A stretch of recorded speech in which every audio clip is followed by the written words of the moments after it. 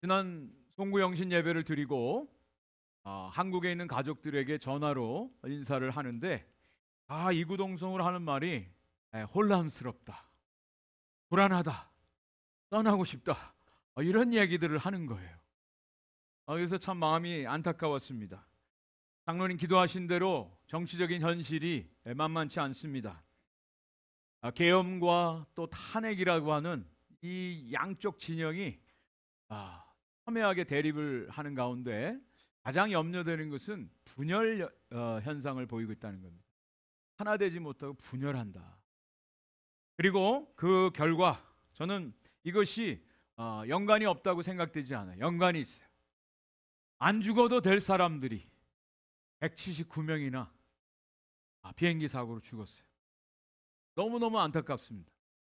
죽지 않아도 될 상황, 어처구니 없는 그런 사고로 많은 사람들이 슬픔 가운데 있습니다.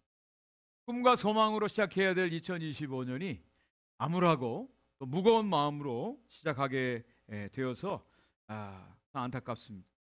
그렇다고 2025년을 물를 수도 없어요. 다시 옛날로 돌아갈 수도 없습니다. 비행기에서 뛰어내리듯이 난 살고 싶지 않아 하고 뛰어내릴 수도 없어요. 이미 시작했어요. 우린 달려가야 됩니다. 그런 가운데 저는 놀라운 하나님의 위로의 말씀을, 하나님의 비밀된 말씀을 발견을 하게 되었습니다. 그 말씀을 오늘 함께 나누려고 해요. 그것이 우리 교회 2025년도 교회 표어입니다. 그리스도와 함께 승리하는 공동체. 여러분, 승리라고 하는 것은 언제 더 극적일까요?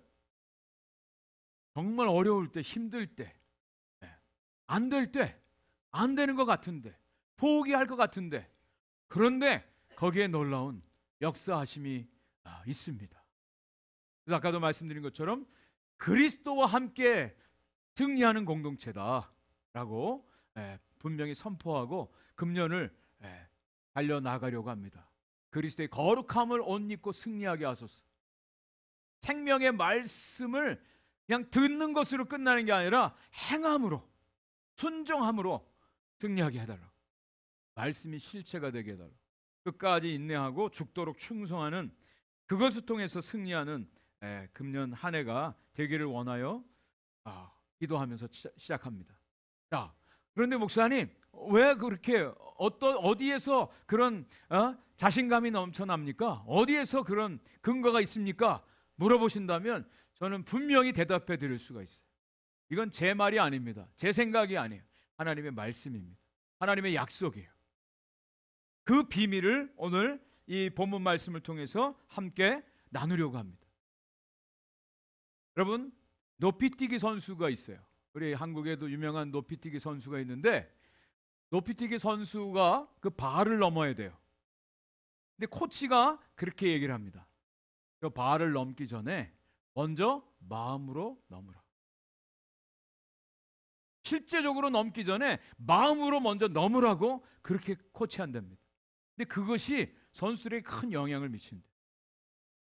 현실은, 상황은 만만치 않지만 이미 저와 여러분들은 승리한 자로 믿고 출발을 하는 것입니다. 하나님이 주시는 그 마음, 그것이 저는 믿음이라고 생각이 되어져요. 할 수 없다 그러면 할 수 없어요. 그러나 우리는 할 수 없지만 그리스도 안에서는 할 수 있습니다. 이것이 신앙이에요. 이것이 말씀이에요. 그래서 오늘 세 가지로 우리가 그리스도와 함께 승리하는데 승리의 근거가 되어지는 세 가지 포인트를 여러분들에게 함께 나누려고 합니다. 가장 첫 번째로는요, 우리에게 속한 전쟁의 실체를 알아야 된다는 거예요. 전쟁의 실체. 그럼 어디에서 우리가 승리할 수 있는가? 무엇으로부터 승리해야 되는가? 이것을 성경에서 우리가 볼 수가 있습니다. 요즘 우리가 살고 있는 이 세상은요, 전쟁터입니다. 우크라이나나 이스라엘뿐 아니라, 거기만이 아니라 우리가 사는 이곳이 바로 전쟁터예요. 근데 전쟁을 어떻게 하느냐? 물론 필드에서도 하지만 본부에서 시뮬레이션으로 다 합니다. 드론을 띄워서 드론에 의해서 전쟁을 하는 지금 양상이죠. 전에는 군대가 몇 명인가, 탱크가 몇 대인가, 비행기가 몇 대인가, 배가 몇 대인가, 이것에 의해서 전쟁이 좌우되는데 지금은 그렇지 않아요. 최첨단 컴퓨터 시스템, 이것이 얼마나 발달되어 있는가, 여기에 따라서 전쟁 승패가 좌우됩니다. 근데 여러분, 요한계시록은요, 하늘과 땅을 오가면서 하나님의 계시가 선포되고 있습니다. 전쟁을 하면 공중전이 있죠, 지상전이 있죠, 대전이 있죠, 그 다음에 또 뭐가 있을까요? 사이버전이 있어요. 사이버전. 근데 우리에게 속한 전쟁은 이거보다 한 차원 더 뛰어넘는 천상의 전쟁이에요. 영적인 전쟁이 있음을 성경은 말해주고 있습니다. 마지막 종말의 때를 살고 있는 저와 여러분들에게 하나님의 승리의 비밀을 우리에게 알려주셨는데, 믿음이라고 하는 것은요, 그냥 우리가 보통 이 땅에 사는 이 세상의 관점으로 보는 게 아닙니다. 믿음이라는 것은 하늘의 관점에서 보는 거예요. 헬리콥터나 드론을 통해서 밑을 보면 앞을 다 알 수가 있어요. 하늘의 관점에서 보는 것이 믿음이에요. 그리고 두 번째로는 영원의 관점에서 오늘을 보는 것입니다. 그럴 때 믿음의 놀라운 비밀을 발견을 하게 됩니다. 오늘 본문 7절부터 9절까지 말씀을 한번 읽어보겠습니다. 같이 한번 읽어보겠습니다. 시작. 하늘에 전쟁이 있으니 미가엘과 그의 사자들이 용과 더불어 싸울세. 용과 그의 사자들도 싸우나 이기지 못하여 다시 하늘에서 그들이 있을 곳을 얻지 못한지라. 큰 용이 내쫓기니 예뱀 곧 마귀라고도 하고 사탄이라고도 하며 온 천하를 꿰는 자라. 그가 땅으로 내쫓기니 그의 사자들도 그와 함께 내쫓기니라. 하늘의 전쟁이 있대요. 하늘의 전쟁을 얘기하고 있어요. 마치 무슨 어떤 전쟁 영화나 이런 것처럼 하늘에 지금 전쟁이 벌어지고 있는데, 하나님 편에는 미가엘 천사장이죠.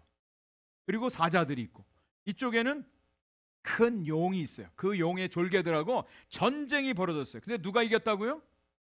미가엘이 이겼어요. 미가엘이. 그래서 이 예뱀이라고도 하고 큰 용, 사탄, 마귀, 이것이 더 이상 하늘에 있을 자리가 없는 거예요. 패배했으니까. 그래서 땅으로 내쫓김을 받게 되었다라고 성경이 오늘 말씀해 주고 있습니다. 미가엘은 다니엘서에도 나와요. 천사장입니다. 하나님의 군대들을 이끌고 이기는 거예요. 그런데 그 대적이 누구냐? 우리가 늘 얘기하는 마귀 사탄. 근데 원래 정체는 큰 용이라고 그랬어요. 용. 그리고 옛뱀. 뱀은 창세기 3장에 에덴 동산에서 아담과 이브를 꿰었던 그 뱀을 말합니다. 그리고 마귀. 마귀는 디아볼로스. 원래 뜻은요, 중상자, 참소자, 그런 뜻을 가지고 있어요. 그리고 사탄, 사타너스, 이것은 대적자입니다. 사탄, 마귀, 동일한 존재예요. 이름만 다른 거예요. 그들이 하는 일은 하나님을 대적해요. 그리고 중상모략해요. 참소합니다. 다른 사람 잘못한 거 자꾸 끄집어내는 것 사단이 하는 일이에요. 있지도 않은 이야기들 가지고 퍼뜨리는 거 사단이 하는 일이에요. 하늘에 자리가 없어서 이제 땅으로 쫓겨나게 되었다라고 말씀해 주고 있어요. 이 마귀가 이 땅에서 일하는 모습들이 성경에 나와 있죠. 에덴 동산에서 이브를 꿰입니다. 어떻게 꿰었어요? 하나님이 이 동산의 모든 나무의 실과를, 열매를 먹지 말라고 하더냐? 완전히 반대 뒤에서 치는 겁니다. 하나님은 모든 걸 다 먹으라고 그랬어요. 선악과만 먹지 말로. 그리고 나중에 결정적인 순간에 너희들 이거 먹어도 안 죽어. 거짓말합니다. 하나님이 너희들이 그거 먹고 하나님처럼 될까 봐 걱정이 돼서 그거 먹지 말라고 한 거야. 하나님에 대해서 오해를 일으키게 마음을 완전히 왜곡시켜 버립니다. 사단이 하는 일이에요. 여러분, 이런 일들이 오늘날에도 우리 가운데도 얼마든지 나타나 보여집니다. 또 욥에게, 욥을 이제 시험하는데 사단이, 하나님께서 너 어디 갔다 왔어? 그랬더니 세상 여기저기 돌아다니다 왔습니다. 너 내 종 욥을 보았느냐? 그처럼 온전하고 정직하고 하나님을 경외하고 악에서 떠난 자 있느냐?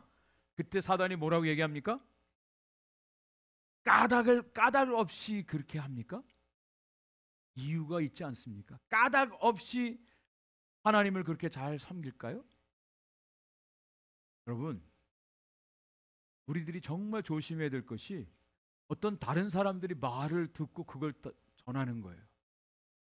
여러분들이 직접 보지 않은 이야기는 하지 마세요. 여러분이 직접 듣지 않은 얘기는 그냥 마음으로 게스해가지고 말하지 마세요. 사단이 노리는 게 이거예요. 기가 막히게 이 일들을 계속합니다. 마음을 갈라놔요. 관계를 깨트려요. 마귀가 하는 일이에요. 자꾸 마음속에서 격동을 시키는 일들을 하죠. 어쨌든 이 마귀가 하늘에 거할 것이 없어서 어디로 쫓겨났다고요? 땅으로 쫓겨났대요. 땅으로. 이 땅에 와서 무슨 일을 하느냐? 성경에 나와 있어요. 10절 말씀에 보니까 내가 또 들으니 하늘에 큰 음성이 있어 이르되 이제 우리 하나님의 구원과 능력과 나라와 또 그의 그리스도의 권세가 나타났으니 우리 형제들을 참소하던 자 곧 우리 하나님 앞에서 밤낮 참소하던 자가 쫓겨났고. 쫓겨났대요. 어디에서? 하늘에서. 언제? 하나님의 구원과 능력과 나라가 나타나고 그리스도의 권세가 나타날 때 쫓겨났대요. 이때가 언제입니까?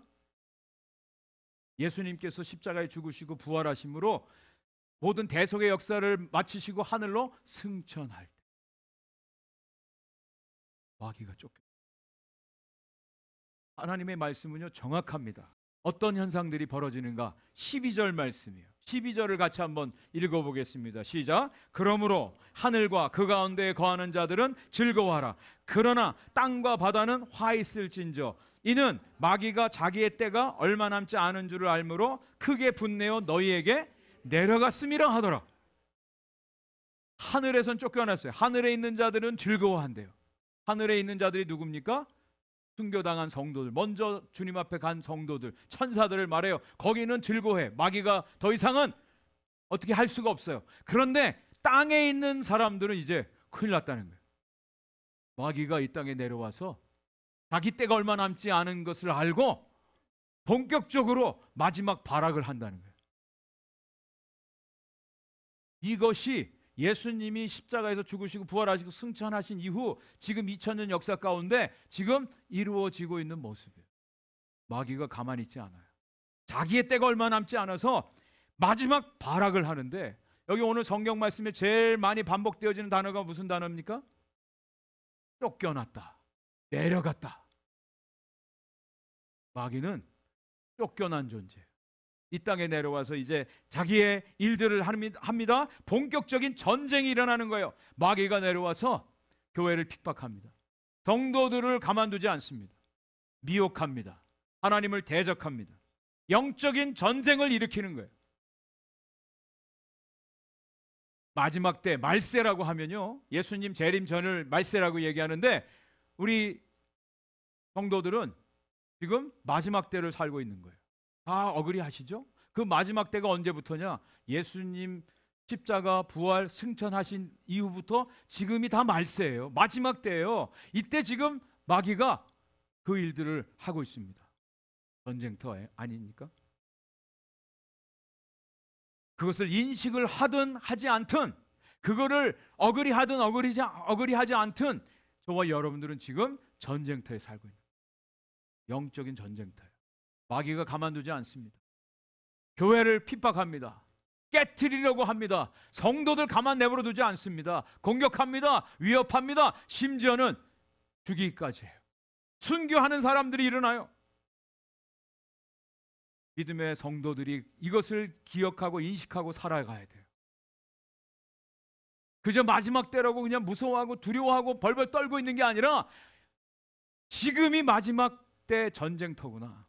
우리는 주님의 군사로 부름받은 존재구나 라고 하는 것을 인식하고 영적으로 깨워서 이 전쟁을 수행해야 되는 의무와 책임이, 사명이 저와 여러분들에게 있다라고 하는 것입니다. 여러분, 우리가 왜 선교해야 됩니까? 영적인 전쟁터예요. 영혼들을, 하나님이 택한 영혼들을, 그들을 불러내고 그들을 세우고 하나님의 교회를 세우고 하나님의 통치, 하나님의 나라가 이루어지는 것을 위해서 우리가 오늘도 이 사명을 감당하는 겁니다. 저와 여러분들이 사는 이 시대는요, 놀이터가 아닙니다.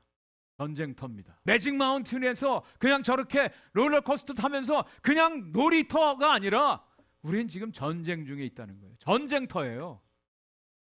또 하나 사진, 저와 여러분들 지금 크루즈 타고 그냥 룰루랄라 그냥 놀러 다니는 사람들이 아닙니다. 전함을 타고 전쟁을 수행하는 그리스도의 군사들이라고 하는 거예요. 여러분 이것을 꼭 기억하셔야 돼요. 세상이 되어지고 흘러가는 모습들 속에서 우리는 마귀의 모습들을 보지 않습니까? 이것을 꼭 기억합니다. 전쟁의 실체가 있음을 먼저 우리가 알고 있어야 돼요.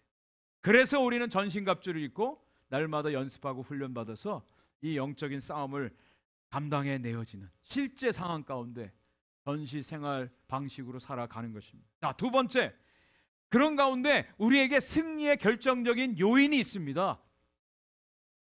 전쟁을 하는데 가장 중요한 것은 승리에 대한 확신이에요. 그냥 이것이 그냥 우리 마음 가운데 일어난 것이 아니라 분명한 확실한 요인이 있다고 하는 겁니다. 마귀가 마지막 발악을 하고 공격을 하고 대적을 하지만 그런 가운데 우리가 두려워할 필요가 없어요. 두려워하지 않아도 될 것은 바로 그리스도께서 이미 승리하셨다라고 하는 겁니다. 주님이 이미 승리하셨어요. 주님이 승리하셨어요. 이것이 비밀이에요. 이것이 비밀. 자, 계시록 12장 우리가 7절부터 읽었는데 1절부터 6절까지는 어떤 내용이 나오느냐? 12장 1절에 여인이 나와요. 해를 입었다 나와요. 그리고 발 밑에는 달이 있어요. 이 여인이 해산하려고 합니다. 남자아이를 낳았는데 큰 용이 와서 그 남자아이를 삼키려고 준비하고 있어요. 그리고 입에서 물이 나와서 그 아이를 떠내려가게 하려고 그래요. 근데 땅이 도와줘서 그 아이를 살려줍니다. 자, 이 여자가 누군가? 계시록 12장 5절 말씀을 한번 읽어보겠습니다. 여자가 아들을 낳으니 이는 장차 철장으로 만국을 다스릴 남자라. 그 아이를 하나님 앞과 그 보좌 앞으로 올려가더라. 여자가 아들을 낳았대요. 이 여자는 누굴까요? 교회를 말합니다. 교회입니다. 여자는 교회고 아이를 낳았어요. 남자아이를 낳았어요. 이건 누구예요? 예수 그리스도예요. 철장으로 만국을 다스릴 자라라고 말씀해주고 있습니다. 이 아이가 하나님 앞에 들려 올라갔다 그랬어요. 이것이 예수 그리스도께서 승천하신 것을 말합니다. 십자가에서 죽으시고 부활하시고 승천에 올라가셨어요. 예수 그리스도와 또 이 교회, 마귀는 땅으로 쫓겨났다 그랬어요. 아까 미가엘 천사가 하늘 전쟁에서 이겼다 그러지만 실제적으로는 누가 이긴 거예요? 하늘에서 예수 그리스도가 이기신 거예요. 예수 그리스도가 이기셨어요. 그래서 마귀를 쫓아냈습니다.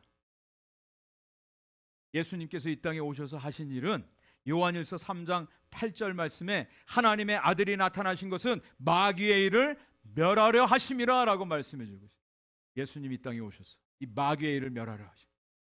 그리고 결정적으로 예수님이 승리하신 곳은 바로 십자가 사건이에요. 골로새서 2장 15절 말씀에 통치자들과 권세자들을 무력화하여 드러내어 구경거리로 삼으시고 십자가로 그들을 이기셨느니라. 여기 통치자들과 권세자들은 영적인 계급을 말합니다. 사탄의 무리를 말해요. 십자가에서 그들을 이기셨대요.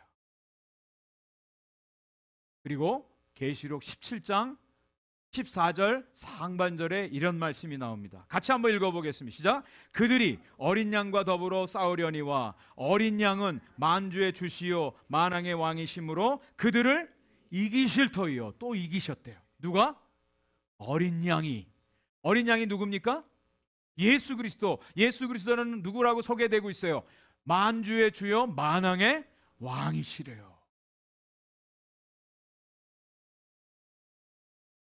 만주의 주, 만왕의 왕으로 예수님이 그들을 이기셨다고 또 말씀해 주고 있어요.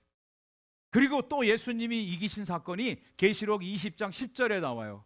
한번 같이 읽겠습니다. 시작. 또 그들을 미혹하는 마귀가 불과 유황못에 던져지니 거기는 그 짐승과 거짓 선지자도 있어 세세토록 밤낮 괴로움을 받으리라. 이 마지막 마귀가 어디로 던져져요? 유황불에 던져져요.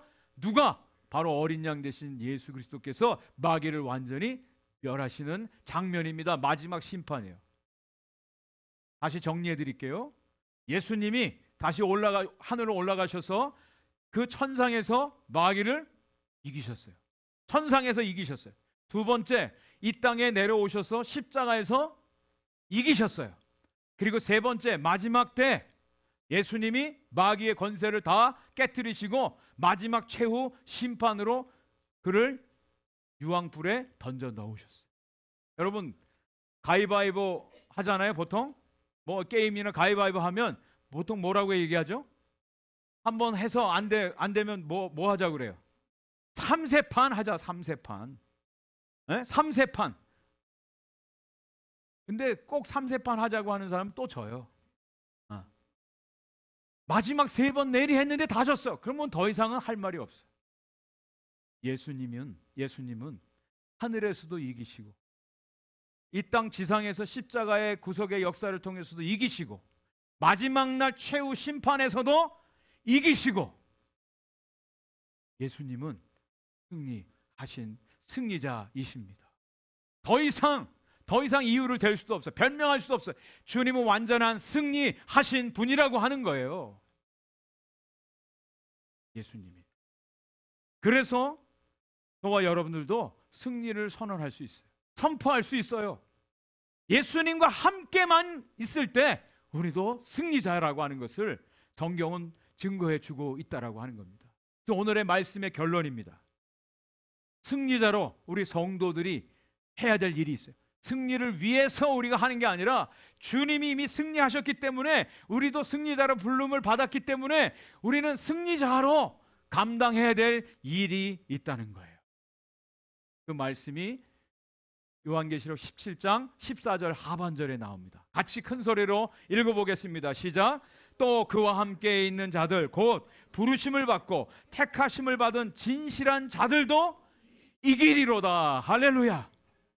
예수님만 이겼다고 나오는데 여기 말씀해 보니까 그와 함께 있는 자들도 이겼대요. 믿으세요? 그래서 그리스도와 함께 승리하는 공동체. 우리의 실력을 다 알아요. 우리의 현재 지금 모습을 너무 잘 알고 있지 않습니까? 우리는 할 수 없어요. 그러나 주님이 이미 이기셨기 때문에 그리스도와 함께 있는 자들도 승리한다. 그래서 우리가 승리하는데 함께하는 자들은 뭐예요? 부름을 받은 자들. 우리가 선택해서 예수 믿은 게 아닙니다. 주님이 저와 여러분들을 불러주신 줄 믿습니다. 또 부르실 뿐 아니라 택해 주신 분인 줄 믿습니다. 그리고 진실함 가운데 주님을 섬기는 자예요. 자, 이미 주님이 승리하셨어요. 그와 함께하는 자도 승리합니다. 자, 어떻게 무엇으로 승리하는가? 3가지 기도 제목이 오늘 11절 말씀에 나옵니다. 11절 같이 한번 읽어보겠습니다. 시작. 또 우리 형제들이 어린 양의 피와 자기들이 증언하는 말씀으로써 그를 이겼으니 그들은 죽기까지 자기들의 생명을 아끼지 아니하였도다. 우리 형제들도 이겼어요. 이기는데 무엇으로 이기느냐? 첫 번째, 어린 양의 피로 이긴다. 어린 양의 피. 어린 양의 피. 우리의 실력, 우리의 능력이 아닙니다. 어린 양의 피로 이겨요. 그래서 계시록에 나오는 성도들에 대해서 이렇게 표현하고 있습니다. 어린 양의 보혈의 피로 자기의 옷을 빤 사람. 이게 정도예요. 저와 여러분들이 예수를 믿고 구원받는 것은요, 우리의 어떤 도덕적인 윤리적인 선함과 착한 일로 주님을 섬기는 어떤 봉사의 일로 구원받는 게 아닙니다. 오직 한 가지, 예수 그리스도의 보혈의 공로로 구원받는 줄 믿습니다. 다른 길은 없어요. 예수 그리스도의 보혈의 피. 예수 그리스도의, 우리가 성찬식을 통해서 예수님의 보혈을 기념했어요. 기억했어요. 믿음으로 고백하는 겁니다. 오직 예수 그리스도의 이 보혈로 우리가 씻음 받아서 우리가 거룩함을 입은 사람들이에요. 그래서 우리 그리스도인들을 뭐라고 부르느냐? 성도라고 얘기합니다. 성도, 거룩한 무리. 여러분, 성도 맞으세요? 성도세요?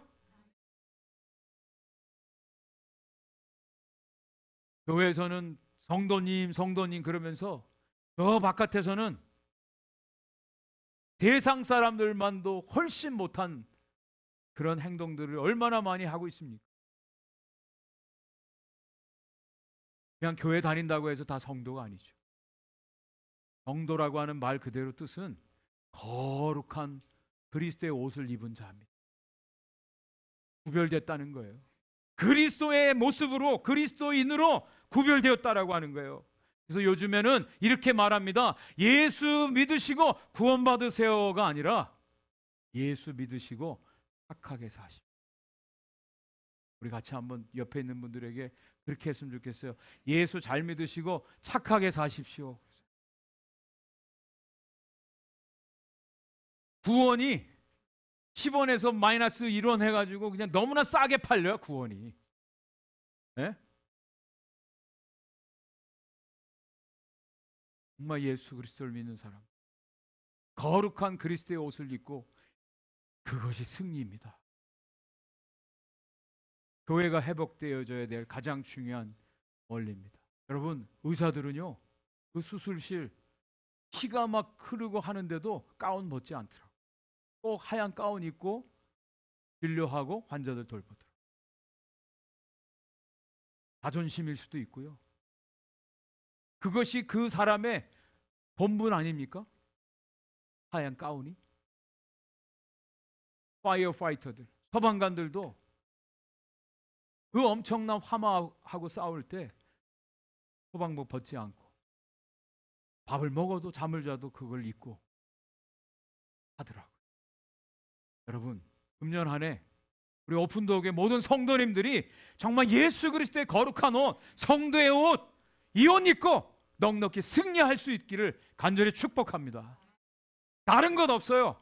구별되어야 돼요. 세상과 달라야 돼요. 교회는 달라야 돼요. 말도 달라야 돼요. 행동도 달라야 돼요. 삶의 방향도 달라야 돼요. 태도도 달라져야 돼요. 그게 성도예요. 그게 승리입니다. 승리하였기 때문에 그렇게 사는 거예요. 두 번째, 오직 주님의 말씀을 순종하고 행함으로 승리하는 겁니다.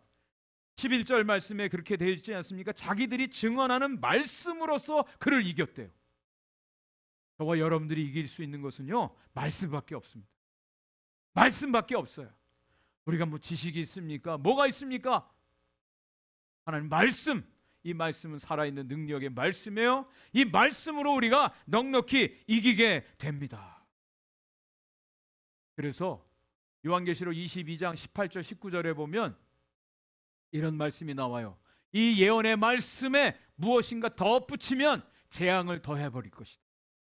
이 말씀에서 어떤 걸 빼어버리면 생명록 기록책에서 내 이름을 빼어버리겠다. 여러분, 여러분들의 도전 드려요. 여러분들이 그저 알고 있는 들은 풍월의 말씀이 아니라 이 하나님 말씀대로 순종할 수 있기를 간절히 축복합니다.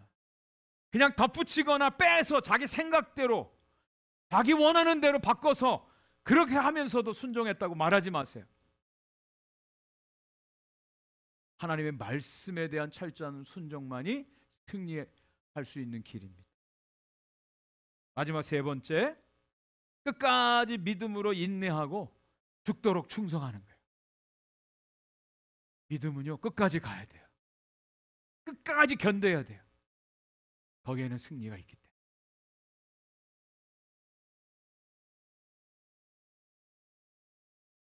이 서머나 교회에 편지한 내용에 보면 죽도록 충성하라. 그리하면 생명의 면류관을 내게 주리라 말씀. 이 서머나 교회의 감독을 지낸 분이 바로 요한의 제자인 폴리캅이라는 사람. 12번째 순교자죠. 폴리캅이 잡혔어요. 그 재판관 앞에 섰습니다. 너 한 번만 예수님 부인해. 그리고 로마 황제에게 내가 황제를 믿겠다, 섬기겠다 한마디만 해. 그러면 살려줄게. 그때 폴리갑은 이렇게 말합니다.